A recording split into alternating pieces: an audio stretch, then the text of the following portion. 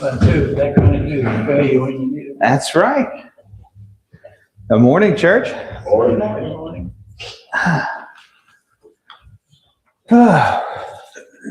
I'm tired. I'm retired. Oh, so you were tired yesterday when I got up. it was funny. We changed the tires on the van. The guy that we took it to at I think it was a Mavis Tire Center. Was paying for everything, and I said, "Well, I got to get rid of the van now. It's retired." And he goes, "Well, it looks like a good van. I think you could." Got in it and drove away. You wasted that. Yeah, I wasted it on him. Yep. I thought, here's an odd one. You know how every now and again something happens and things don't exactly line up the way that they should. It is Mother's Day. I'm very thankful that it is Mother's Day. And so in honor of Mother's Day, we're up to the great harlot of Revelation. So that was not planned. That just happened. Just going to let you know. We are going to be talking about that. That's in Revelation 17. And we won't probably go through every point of Revelation 17 today. We try to slow it down when we get to some of the bigger imagery.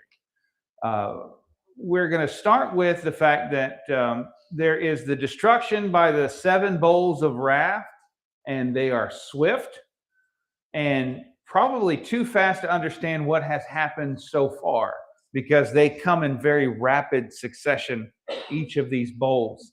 One of the angels who held a bowl of wrath offers to show the judgment to John in detail. That's how we begin. It says in verse 1, then one of the 7 angels who had the 7 bowls came and spoke with me. Come, and I will show you the judgment of the notorious prostitute who sits on many waters. The kings of the earth commit sexual immorality with her, and those who live on the earth become drunk on the wine of her sexual immorality.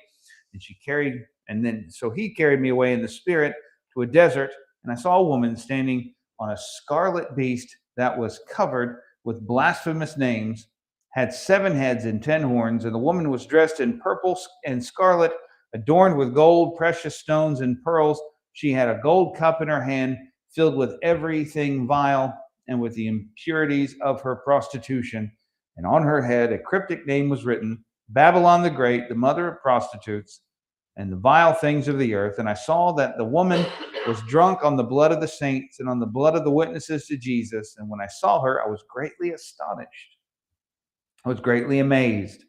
We use the term astonishment and amazement in positive ways in today's world, but astonishment and amazement are not necessarily always positive. I walked into my son Robbie's bedroom one time when he was with us for the summer, and I was astonished and amazed at how dirty it was. Same concept, isn't it? But it's not positive. I tell you, his whole life, I was never astonished and amazed at how clean his room was. We'll just say that. But as we read the chapter, I want you to notice some similarities to the descriptions of the prophecy of the fall of Babylon. This is in the Old Testament. Jeremiah 51 in 7 and 8, it says, Babylon was a golden cup in the Lord's hand that made all the earth drunk.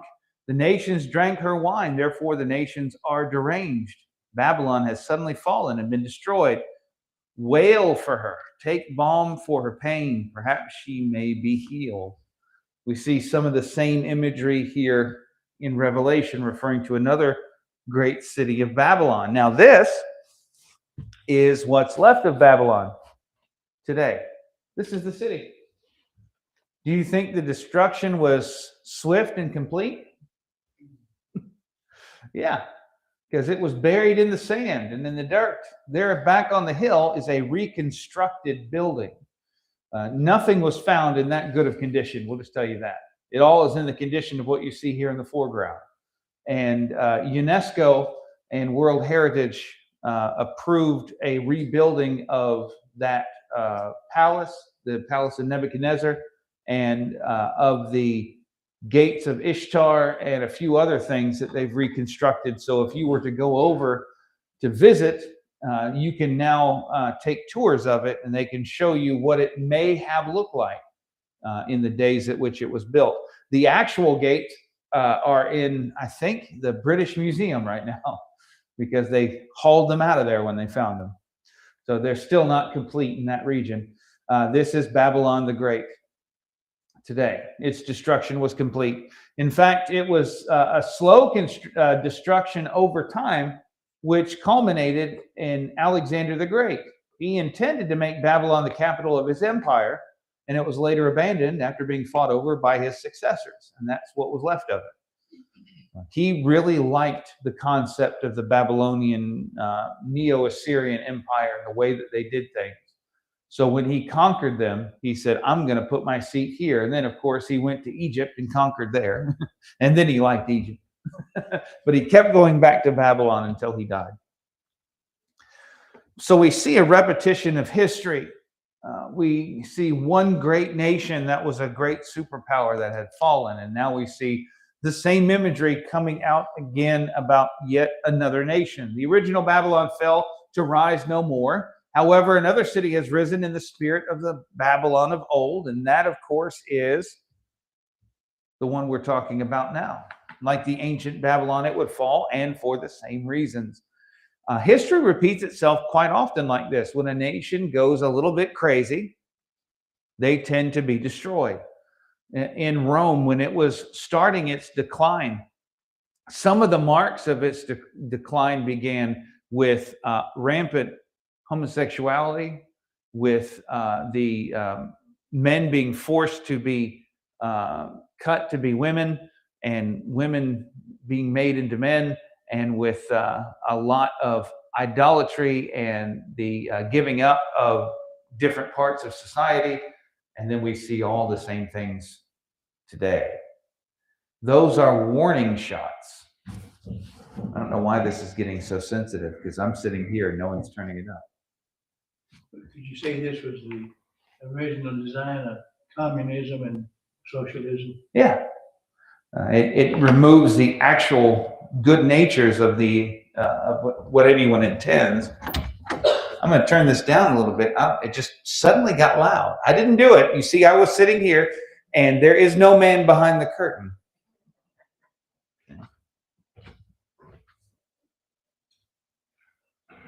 I don't remember which one it is, totally. Let's see, did that get it down a little bit?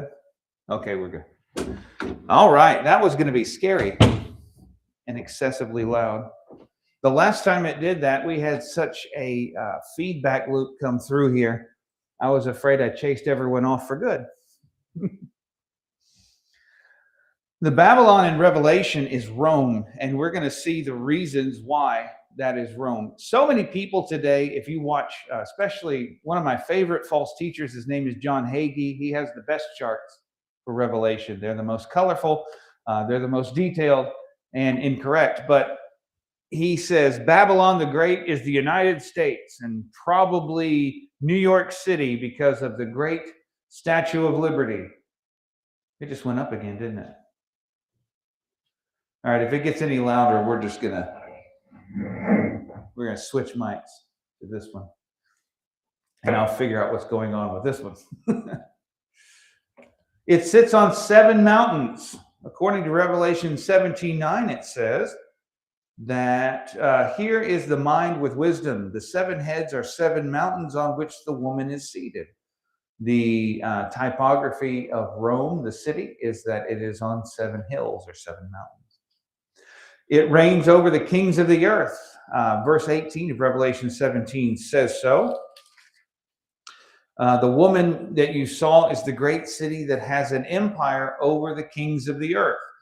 It is not as if this is hidden information in Revelation that they would not have known. She sits on many nations, according to verse 15, which reads, he also said to me, the waters you saw, where the prostitute was seated, are peoples, multitudes, nations, and languages. So we see a description yet again of the seat of power in Rome. There are authors who claim that Babylon is Jerusalem, but the statements don't describe Jerusalem, especially in John's time. Jerusalem is built on a single mountain, which is Mount Zion, and it is subjugated to Rome, not over other nations at all. Rome's power, its seat, was in the fact that it had regional governors that were over different areas, and it had the emperor over the governors, and it had many languages and nations. It actually encouraged its local peoples to keep their religious practices. And the reason it did that was so they would be easier to maintain. You don't take away someone's God and religion and then expect them to be subservient. All they did was add their own gods in with it and required emperor worship, and then it led people into idolatry and into control. And they were over many languages and many peoples. Why a harlot is to represent a city is always a good question. But we see that Satan has three approaches to destroy the works of God and his people, according to the Bible. Political brute force, symbolized by the beast from the sea. That is Satan's first tool. If a person in government is not godly, they only worship one other thing. Okay? Either you do worship God or you don't. And if you don't worship God, by default, you worship Satan, because he is the ruler of all things that are not God. And he doesn't really rule anything. He's just allowed to only do what God allows him to do. We want to give him the proper credit. So if you're following Satan and his influence, and you use your political brute force against God's people, that's the beast from the sea that does that. That's that image. What happened when the government, which we found according to some Department of Justice releases here recently, was used to target different so-called, and I'll say so-called because I don't know all of them in their theologies, Christian groups, because they disagreed with the administration at the time. That's using political brute force against God's people. That's what they did. There is false religion, symbolized by the beast from the earth, and also known as the false prophet. The beast of the earth is the guy that comes up and says, follow me. I know this better than you do, and I know the Bible better than you do. And let me go ahead and tell you that that's what it says, but that's not what it means. You ever heard anyone say, that's what it says, but that's not what it means? Yeah. That's a false teacher and a false prophet. And false religion starts that way. It's going to go crazy, isn't it?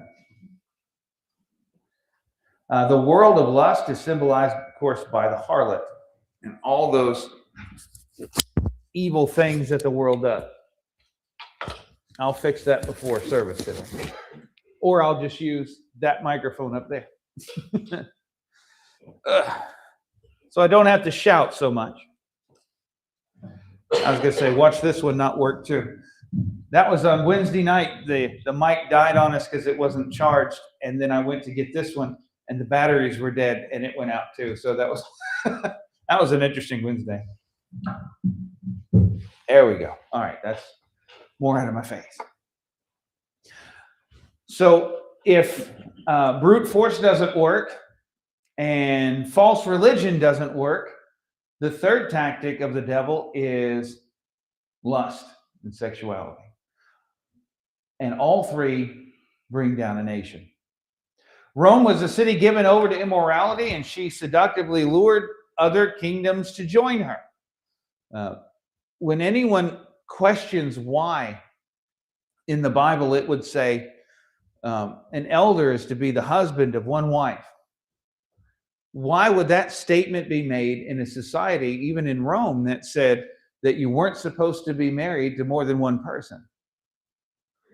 Because it didn't matter if they were married to more than one person. Men in that society would marry multiple women, and the society would do nothing about it because then they had control. Oh, you're breaking the law. Do you want me to arrest you? No. Well, then you do what I want. That's kind of how most of the regional governors did things.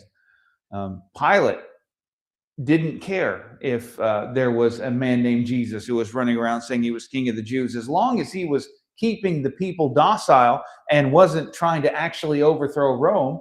He was fine with it. That's the way that they did things. Such is the nature of sin, and sin is deceitful. Just because it seems like it works for you, just because you don't think you're getting hurt or no one else is getting hurt, in your opinion, doesn't mean that sin is not deceitful and it does not lure to snare you. Now, as I often say, I like to go fishing, but I don't do it well. What do we do to catch fish? We lure them in. We give them something that looks good, but it's got a hook in it. And then we drag them out of the water, kicking and screaming, right? How do we kill rats? We have rat traps that have something good in the middle, but it's surrounded by danger, and they don't care about the danger. They care about the good. I found out a long time ago that putting peanut butter on a mouse trap was more efficient than cheese. And boy, does it work. Every time I see the signs of a mouse, I have this one little claw-looking mouse trap that I use, and I'll put a little peanut butter on the pad and sit it in the back room, and by morning, there's no more mouse. Or we use rat poison, which is about 98% good things to eat and 2% that'll kill you. And that's the point. It's deceitful. It looks good, but then it snares you. Hebrews 3:13 says, "But exhort one another daily while it is called today, lest any of you be hardened through the deceitfulness of sin." Christians today get hardened against the truth of the scripture. And the reason that we do is because sin feels good. Sin gives you the false sense of freedom. It feels as though it's empowering. It is something that everyone does and they go, "Oh, I feel so much better now that I let my sin out into the open." Well, yeah, your guilt is gone because you gave up on it. Why is it that people do sins in secret? Because naturally you're ashamed. You know better. But as the deceit of sin hardens your heart, your sin becomes more public and then completely. And we have seen countless examples in our lifetime of public sin and the hardness of hearts that go with it. The lust of the world can ensnare us.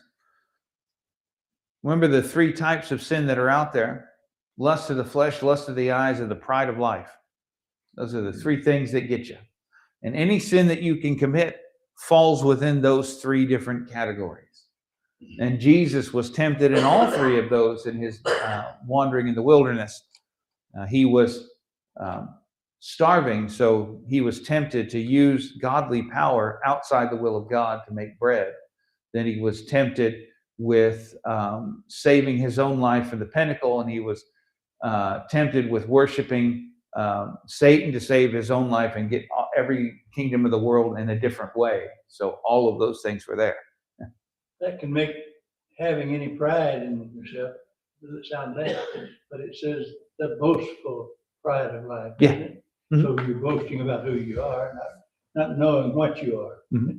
Right. Pride and being proud are sometimes two different things. I'm proud of my kids when they do well. I'm proud of myself when I do some good things. But when I start boasting in my pride and making that the forefront of my life, I risk pushing that from just being proud of yourself into sinful pride. And that's where you give a foothold to, of course, Satan. I was proud of the kids the other night at T-ball. We had very few of them that were digging in the dirt. We actually saw a game break out. And I saw Hannah hit the ball past the people that were in the front in the infield. It actually rolled toward the outfield. That was a good hit. I was happy. Proud of her that day, right? But not boastful pride, of course. Titus 3:3 says, "For we ourselves were also once foolish, disobedient, deceived, serving various lusts and pleasures, living in malice and envy, hateful and hating one another." This is the condition of the non-Christian. No matter how good they sound and no matter how good they act, They are foolish, disobedient, deceived, serving various lusts and pleasures, living in malice and envy, hateful and hating one another. And you'll say, well, I know some non-Christians they don't seem very hateful or hating one another. You'll find it. You'll find it in Christians too, but we're supposed to resist that and live different.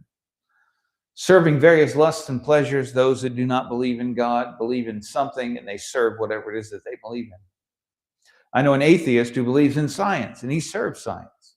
Anytime science changes its mind, he changes his. He hasn't been secure about an idea for probably the last 50 years. He was my good friend growing up, and we took him to service, and he became a Christian, and then he left the faith, and he became an atheist. It's kind of the weirdest tumble that you see. I blame it on the fact that he went to a secular college, and everyone else says they blame it on the fact that he had no faith to begin with. And I said, no, that's not how that works. You can have faith and lose faith. And I saw that happen. One of the things he said was that the Bible was written by men, so how can I trust it? And I said, how do you trust a science textbook that was written by men, especially one that has the 14th edition, because the last 13 were wrong? So he's kind of blinded by his own way of thinking. He is disobedient and deceived. And a lot of different things that you see people like that do is they follow whatever feels good to them in the moment, and that's what they do. Rome was also a vain and wealthy nation. Boy, they were good at bribery and making themselves look better. You ever seen an old Roman statue? Those old marble statues. They didn't always look the way that they look now. They would carve these statues out of marble, and they would paint them to precision with vivid colors. So the person who was captured in that image could see such a vain representation of that. And we didn't know that until we found a couple of statues that had flecks of paint on them. Everyone thought that they were just white. No, they were painted up to look like whoever it was. The lure of riches also pulled in the nations. Many people came to Rome because their coffers were deep. If they wanted to go to war with another nation, they could get Rome on their side and it could be funded fully. They could go out and do that. But what Rome accomplished was to produce nations that imitated her sins. That was their goal anyway. They went in and assimilated what of their culture they wanted and added to it the culture that they brought with it. And by that, they gained control. And once they gained control, they pulled them in to do the same things that they were doing. The Greek pantheon of religion, their mythos, was emulated by the Romans, who took charge of it and gave all of their different false gods different names.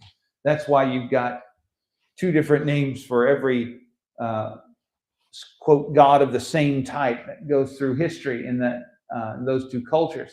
And by doing that, they got the Greeks to serve the Roman gods, and then by serving the Roman gods, they got the Greeks to serve Rome. And once they got the Greeks to serve Rome, the Greeks started imitating Rome, and then Rome imitated the Greeks. And then you could not see a difference in the two cultures. They were fully assimilated in, and they were taken control of.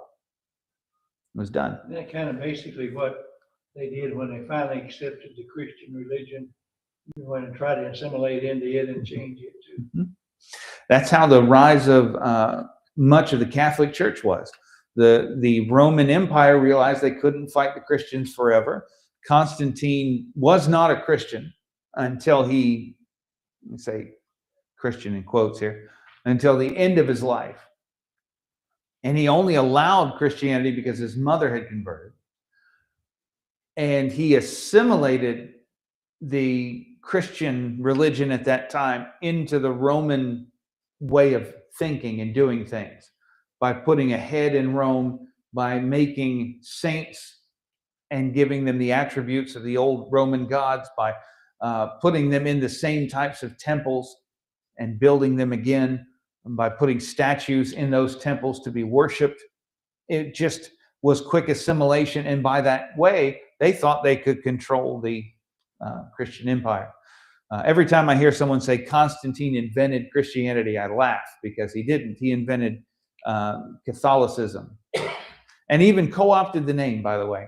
It's an interesting fact of history that before Constantine, there were two groups of Christians that were out there. There were the Gnostic Christians who believed in a lot of weird things that we don't need to get into. Revelation calls them the Nicolaitans, and God doesn't like them. And then there were the regular universal believers, like the apostolic Christians. And when you would go into a town, you would ask where the Christians were. But if the Gnostics were there, people knew that that's where the Gnostics were called Christians, and they would point you to the Gnostics. And people would be like, no, I need to know where the universal church is. So they would say, where is the Catholic Church? Which means universal, as in opposed to the Gnostic Church. And they would go, oh, yeah, they're on the other side of town. Okay? So they co-opted the name Catholic, universal, and added it to the Roman religion. And that's very well documented in history. But anyway, that's my quick summarization of church history for you. Something close to that today. Going to a town, you got to find out if it's instrumental or non-instrumental. The Church of Christ. I know that now, Ed. Isn't that the strangest thing? When we were traveling a lot when I was younger, my dad would take 2 or 3 weeks of vacation in the summer, and we would drive out. We lived in Pennsylvania. It was one of the more famous trips. We drove to Grand Junction, Colorado, in a leisure van. So you can imagine that went well. And it threw a rod in Nebraska. We had to stay at the preacher's home in Lincoln, Nebraska, and with that congregation. And that congregation was nice. They bought a new engine for the van, got it fixed, and got us back on the road because, at that time, there wasn't a lot of people who were trying to, won over the church and try to, get out of there what they could. It was pretty easy to trust somebody when they came over. But we would take these long trips, and we would get to a place on Sunday, and Dad would drive into a town and stop at whatever convenience store and say, where's the Church of Christ? And the interesting phenomenon in the early 80s, people could tell you where it was at every corner drugstore and every convenience store. Sometimes they would point us to the Christian church, because out west, the division between the Church of Christ and the Christian church wasn't as separated as it was on the East Coast at the time. So you would find a Christian church that was non-instrumental and would basically just be the Church of Christ still in that time. But other times you wouldn't. But it was just interesting to see when you would, in that time frame where everyone knew where the church was. Kind of like driving into here into Birdstown. If you go to any of the gas stations and ask them where the church is, they'll point you here. Probably not to Star Point so much, because I've asked a few people and they don't know where that church is. But they do know where this one is. So I said, that's good. We get all the business, right? But what Rome is doing here, to get back on topic, because I love chasing rabbits, they wanted to have nations that felt like they were in self-rule, but were actually controlled by Rome. They wanted nations to do the things that they were doing so that they would stick close to Rome. Several cities were called harlots in the Old Testament just because they were doing the same things that Rome was doing. Nineveh was the harlot of conquests because it was forever going out and destroying things. And it was saved by the preaching of Jonah, and later destroyed and made what they call a city of jackals. That was the actual prophecy. If you go out to Nineveh today, there's 3 things you take with you, and they're all guards, and they're all carrying shotguns, because jackals are everywhere in Nineveh. So the prophecy that it would become the home of jackals, absolutely true. Tyre was called the harlot of commerce. It was out, and of course it was destroyed a couple of times because of it. Babylon was the harlot of worldly pleasures, and there's a lot of evidence of that in the ground. Jerusalem was the harlot of religion. That's what it was called when it was going against God. Remember, at one point in time, they had taken Asherah poles and false gods and put them in the temple itself. They even, for a time, had the bronze serpent that Moses made in the wilderness and kept it on a pole in the temple, and they worshiped it instead of just doing what it was meant to do, and that was turn toward it to get rid of the snake bite. Rome was a city that combined the worst features of all the prior harlots to produce the great harlot. That's the culmination of sin in the Old or in the New Testament. And we see that the harlot is holding an expensive cup, but the cup is filled with filth. It always, when I read that, I always think of that Indiana Jones in the Last Crusade, where they're going in to find the Holy Grail in that cave. And it says that you have to choose the right one, or it will take your life from you, not give you eternal life, which is what the mythos was surrounding that. And the first guy grabs the golden cup and drinks it, and then all of his life is sucked out of him and he dies. And I always think about that when it says the harlot is holding an expensive cup filled with filth, because all there is in there is death. And she's drunken on the blood of the martyrs. That means that she is going out killing those who love the Lord constantly. We can see this coming in Habakkuk 2:5. It says, indeed, because he transgresses by wine, he is a proud man, and he does not stay at home, because he enlarges his desire as hell, and he is like death and cannot be satisfied. He gathers to himself all nations and heaps up for himself all peoples. Habakkuk's prophecy that this is going to happen. You know, I think it's odd that people think that the people in the first century didn't understand what was going on, because they could read about it in the Old Testament and they knew what to expect. That's why when people say the Pharisees probably didn't recognize Jesus as the Messiah, because they didn't know what the Messiah would look like. No, they did. They just didn't like what the Messiah would look like, and they wanted a different one. They wanted one to be a military leader, not a spiritual leader, so they rejected him.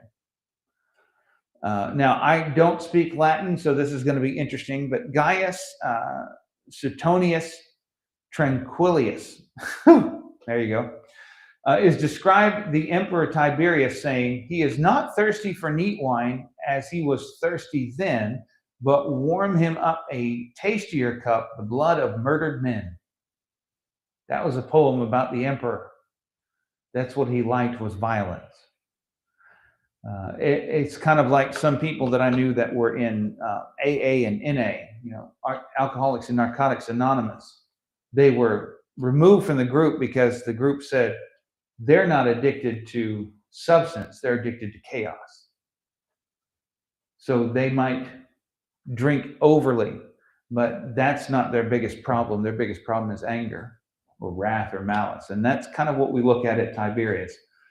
His biggest thing was he loved killing. So she wears a headband that announces who she calls herself. Okay, so her name's written on her head. Mystery. Ironically, we know exactly who she is and what kind of woman she is. So her name is Mystery, but we know, right?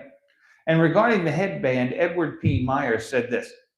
This is a reference to a Roman custom where prostitutes in public brothels wore upon their forehead a frontlet giving their names. These were the signs and trademarks of Roman prostitutes. Seneca the poet, if you know who Seneca is, mentions the custom of a prostitute wearing a headband on which was written her name or some descriptive phrase showing her occupation. So when you see that, that's why we know that she's a prostitute or a harlot, depending on your translation, because of what is written on her head. That's the imagery that John would have known when he saw it, because that was in Rome at the time. She sits on many waters. Rome was a major seaport, but of course, Revelation 7:15, we find out this isn't about it being a seaport. The waters represent the various people she rules over. And this was the weakness of Rome. It conquered so many nations by force, but it could not mold them into one nation. Rome was as far as northern Britain and out on the outskirts of India and into Africa. And they were trying to be centered out of Italy. And if you know your geography, that's a whole lot of land.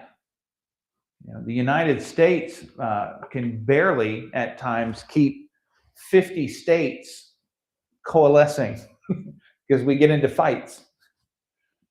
Could you imagine if the United States had taken all of the Northern Hemisphere and part of South America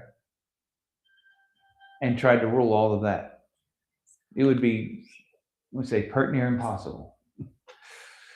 And they remained separate nations subjugated by the empire, and that's how they thought they could get control. And of course, that led to rebellion and to its later demise. We'll go to the harlot's throne, verses 7 through 9 next week. I was hoping I'd get through absolutely every slide I made, and we made it. But we'll start there next week. Any other questions or comments before we get to a little time of fellowship before service? All right, let's go ahead and have a quick prayer dismissal, and we'll get ready for our time of worship. Father, thank you so much for allowing us to come together to study your word this morning.